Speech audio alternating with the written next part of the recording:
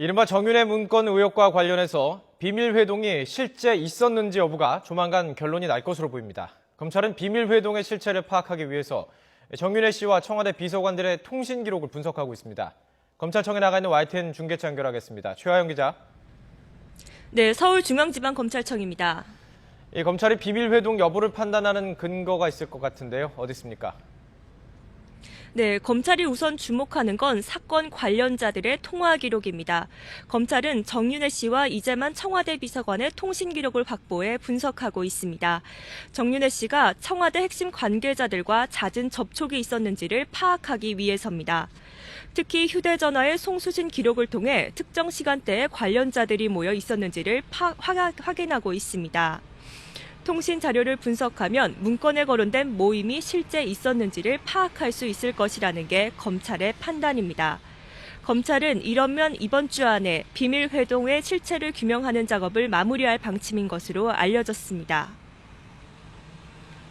이 비밀 회동의 실체가 어떻게 판가름 나느냐에 따라서 이제 수사 방향이 결정이 될 텐데요. 수사팀 분위기는 어떻습니까? 검찰 수사팀은 비밀 회동이 존재했는지를 판단할 객관적인 증거를 찾는 데 주력하고 있습니다. 우선 문건에서 모임 연락책으로 거론된 김춘식 청와대 행정관은 검찰에 나와 정윤회 씨의 얼굴도 모른다며 회동 의혹을 부인한 것으로 알려졌습니다. 모임 장소로 지목된 식당 관계자 역시 회동이 열렸다는 시점에 정 씨 등을 식당에서 본 적이 없다는 취지로 진술한 것으로 전해졌습니다. 통신 기록 분석을 통해 실제로 모임이 있었다는 사실을 뒷받침할 유의미한 단서가 나오지 않는다면 이대로 결론이 날 가능성이 높습니다. 다만 이르면 이번 주 소환되는 정윤회 씨에 대한 조사 결과가 변수가 될 수 있는데요. 특히 비밀 회동이 있었다는 주장하는 조응천 전 비서관의 대질 신문이 이루어진다면 그 결과도 관심입니다.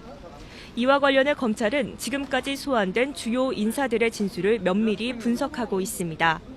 증거물과 대조 작업을 하면서 진술에 모순되는 주장은 없는지 따지고 있습니다.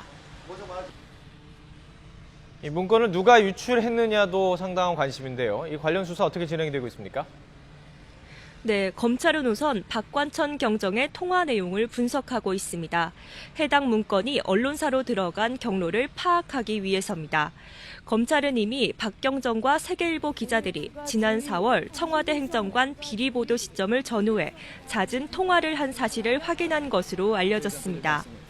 이와 함께 검찰은 박경정이 압수수색 직전 삭제한 사무실 노트북 파일을 복구하는 작업에도 속도를 내고 있습니다.